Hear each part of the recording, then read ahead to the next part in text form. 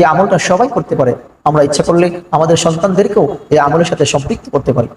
আসসালামু আলাইকুম ওয়া রাহমাতুল্লাহি ওয়া বারাকাতুহু। প্রিয় দর্শক, একদিন পরেই শুরু হতে যাচ্ছে তাৎপর্যপূর্ণ এবং মহা গুরুত্বপূর্ণ জিলহজ মাস।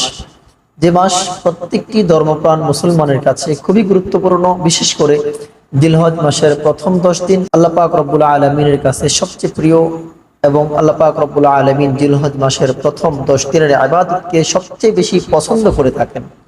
এমনকি যারা আল্লাহ পাক রব্বুল আলামিনের জন্য দ্বীনের পথে যুদ্ধ জিহাদ করে, যুদ্ধ জিহাদ থেকেও জিলহজ মাসের প্রথম দশকের আমল আল্লাহ পাক রব্বুল আলামিন বেশি পছন্দ করে থাকেন। মুসনাদে আহমদের এক হাদিসের মধ্যে রাসূলুল্লাহ সাল্লাল্লাহু আলাইহি ওয়াসাল্লাম ইরশাদ করছেন, মা মিন আইয়ামিন আ'যামা ইনদাল্লাহ ওয়া লা আহাব্বা ইলাইহি মিনাল আমাল ফীহিন্না মিন হাযিহিল আইয়ামিল আশর ফাআকসিরু ফীহিন্না মিনাত তাহলিল ওয়াত তাকসীর ওয়াত তাহমিদ। অর্থাৎ আল্লাহ পাক রব্বুল আলামিন যে দিনগুলো আমাদেরকে দিয়েছেন, বছরে 365 দিনের মধ্যে জিলহজ মাসের প্রথম 10 দিন আল্লাহ পাক রব্বুল আলামিনের কাছে সবচেয়ে বেশি মহান, এবং জিলহজ মাসের প্রথম 10 দিনের ইবাদত আল্লাহ পাক রব্বুল আলামিন সবচেয়ে বেশি পছন্দ করে থাকেন। এজন্য রাসূলুল্লাহ সাল্লাল্লাহু আলাইহি ওয়াসাল্লাম বলেন, তোমরা এই 10 দিন বেশি বেশি তাহলিল অর্থাৎ লা ইলাহা ইল্লাল্লাহ বলবে, তাকবীর আল্লাহু আকবার বলবে, হামদ ওয়ালিল্লাহিল হামদ বলবে। এজন্য যারা হজ করতে যান তারা বেশি বেশি আল্লাহু আকবার লা ইলাহা ইল্লাল্লাহ আল্লাহু আকবার ওয়ালিল্লাহিল হামদ এই কালিমা, এই ধ্বনি উচ্চারিত করে থাকেন।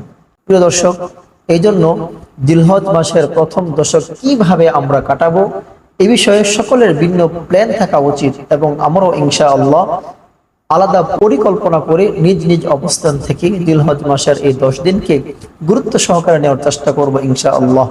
রাসূলুল্লাহ সাল্লাল্লাহু আলাইহি ওয়াসাল্লাম আমাদেরকে জিলহজ মাসের প্রথম দশকের জন্য ভিন্ন ভিন্ন আমল দিয়েছেন।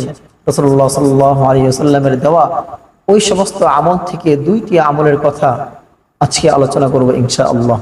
এক নম্বর হলো জিলহজ মাসের 1 তারিখ থেকে নিয়ে একদম 10 তারিখ কুরবানির দিন, কুরবানি দেওয়ার আগ পর্যন্ত রাসূলুল্লাহ সাল্লাল্লাহু আলাইহি ওয়াসাল্লাম আমাদেরকে আমাদের চুল, দাড়ি, গোঁফ, নখ কাটতে নিষেধ করেছেন।